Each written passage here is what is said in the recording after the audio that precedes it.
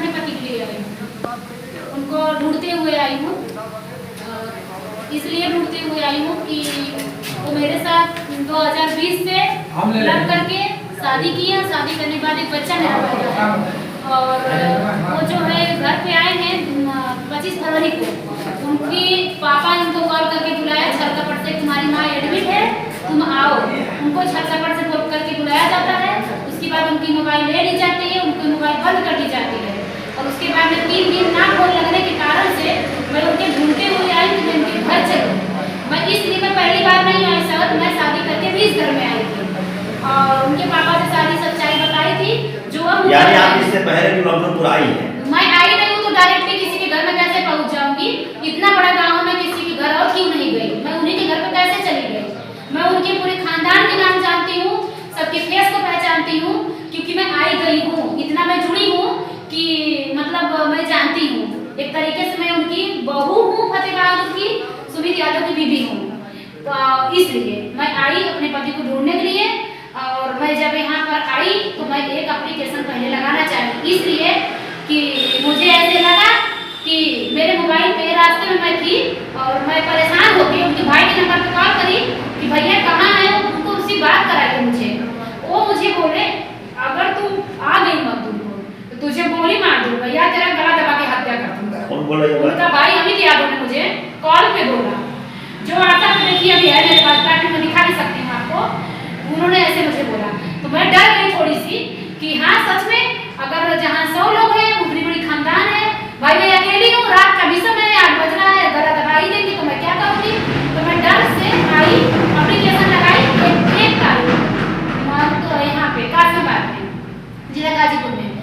जब कासिमाबाद थाने में एप्लीकेशन लगा के और फिर मैं घर गई, अपने मैं घर गई तो मुझे वहाँ पे जो रहने नहीं दिया गया। उसके बाद मैं फिर थाने पे आई, रात में ही थाने पे आई। मैं बोली मैडम आप मेरे साथ चलिए, मुझे मेरे घर मुझे जाना है।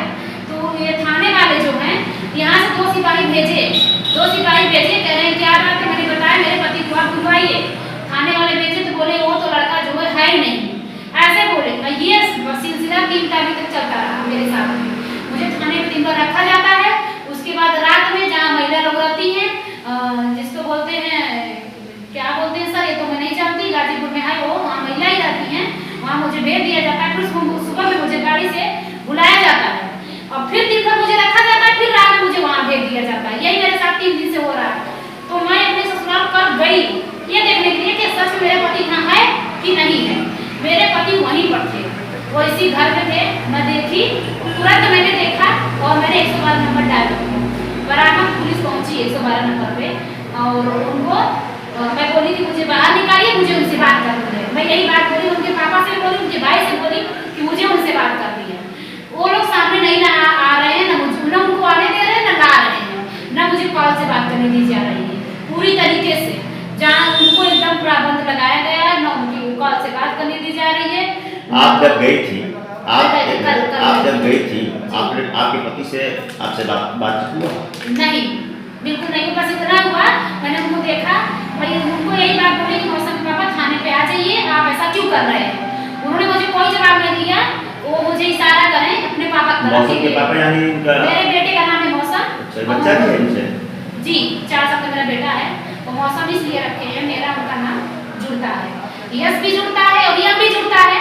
मेरे पति का शौक था कि दोनों मियाँ बीवी का, हस्बैंड का नाम जुड़ के बेटे का नाम होगा, उन्होंने ही रखा है नाम मेरे बच्चे का। अच्छा, एक चीज़ हमको बताइए दर्शकों के बीच में, आप बताइए आपकी शादी जो है कोर्ट मैरिज हुआ या किस तरह शादी? नहीं, कहाँ पे हुआ? नहीं, कोर्ट मैरिज नहीं हुआ। मेरी शादी मंदिर में हुआ। किस मंदिर में? गायत्री मंदिर में। गायत्री मंदिर कहाँ पे? किस जगह? सुल्तानपुर में। सुल्तानपुर में। कोई साक्ष्य आपके पास नहीं शादी का? जी, बहुत जल्द मैं आपको साबुत दूंगी क्योंकि इस समय मेरे फोन में नहीं है, या मैं ये कह सकती हूँ कि मेरे फोन से डिलीट किया गया है। तो आपके पति डिलीट किए होंगे ना? मेरे पति ही डिलीट किए हैं या हुआ है ये तो नहीं पता है, लेकिन फोन में नहीं है। मैं बहुत जल्द आज शाम तक मैं सारी साबुत को इकट्ठा करके आप लोग को दे दूंगी। जो शादी हुई थी आपकी? जी, शादी हुआ था शादी? 20 में हुई है। 20 में है। अच्छा बताइए, आप रहने वाली सुल्तानपुर की जी, और ये रहने वाले महमूदपुर के, जी। फतेह बहादुर के लड़के। हाँ। तो आपसे इनके रास्ता कैसे हुआ, कैसे किस तरह मुलाकात काम हुई? करने के दौरान, वो जॉब करने के दौरान। कहाँ पे जॉब करते थे? लखनऊ में। लखनऊ में। जी। किस बैंक में? बंधन बैंक में। बंधन बैंक में आप लोग। जी। तो आप लोग से जिसे रास्ता हुआ, प्यार मोहब्बत हुई और शादी तक पहुंच जी, गया। हाँ, हाँ, शादी। ये शादी जैसे जयमाल द्वारा हुआ या पंडित द्वारा कराया गया? नहीं, पंडित द्वारा नहीं कराया गया है। जी। मंदिर में हम लोग मतलब गए, एक पंडित थे जो पुजारी आए दिन वहाँ बैठते हैं, वो बैठते हैं, हम लोग उनसे पूछे कि हम लोग शादी करना चाहते हैं। वो बोले तो बेइज्जत आप लोग जो माला लाइए, सिंदूर लाइए, हम शादी करवा दे रहे हैं। तो उन्होंने शादी सिंदूर और माला और देवी को साक्षी मान के उन्होंने पहनाया और मुझे बोले कि मेरा एक बेटा मतलब तुम प्रेग्नेंट हो, बेटा हो या बेटी हो जो भी है होगा, कोर्ट उससे बड़ा नहीं होता है, कोर्ट तुम कर लोगी, हम अगर मर जाओ तो तुम क्या करोगी, और एक बेटा है तो तुम्हारी सब कुछ है, पागल हो क्या? हम लोग की जिंदगी 5 साल गुजर चुके हैं। ये आपके पति का है? हाँ, मेरे पति बोले पागल हो क्या, हम तुमसे 2 दिन मिले हैं, 1 रात मिले हैं, 10 दिन मिले हैं, नहीं ना 5 साल हो गया ना। तो इस भरोसे पे, इस विश्वास पे उन्होंने मुझे रखा, इस भरोसे विश्वास मुझे रखा उन्होंने, और जो अभी तक वही सिलसिला चलता रहा। लेकिन हम लोग में कभी अनबन नहीं हुआ है, कभी लड़ाई नहीं हुई है, कभी झगड़ा नहीं हुआ है, न किसी प्रकार का कभी शक हुआ है, कुछ नहीं हुआ है। हाँ, मुझे समथिंग 1 महीनों से शक था। शक ये था मुझे कि पति मेरे मतलब मुझे थोड़ा डाय है, आंटी मुझसे कॉल से बात करना स्टार्ट किए, तो मैंने उनसे यही बात एक बार बोला था कि अगर आपके पापा का कॉल है या आपके भाई का कॉल है तो आपको साइड में हट के बात करने की क्या जरूरत है, आप मुझे बताइए। मैंने उनसे बोला, तो उन्होंने बोला मुझसे कुछ मेरा पारिवारिक जमीन का लफड़ा चल रहा है, नापी चल रहा है, मैं नेपाल से बात कर रहा हूँ, मैं जिलाधिकारी से बात कर रहा हूँ, मैं बाप से बात कर रहा हूँ, कुछ पारिवारिक बात है तो मैं क्या क्या तुझको सुनाऊंगा, ये मुझे बोले। मैंने भी कहा हाँ, दुनिया के लफड़े मुझे क्या जरूरत है सुनने का। फिर जब इनकी रात में 12 बजे बेटिंग जाने लगी है फोन पे, बेटिंग जाने लगी 12 बजे रात में, तो मैंने ये बात बोला, मौसम के पापा आपको फोन 12 बजे रात में बेटिंग में कौन फोन करेगा, आपका बाप फोन कर रहे हैं या जिलाधिकारी फोन कर रहा है या मैं कर रही हूँ, आप मुझे नंबर दिखाइए।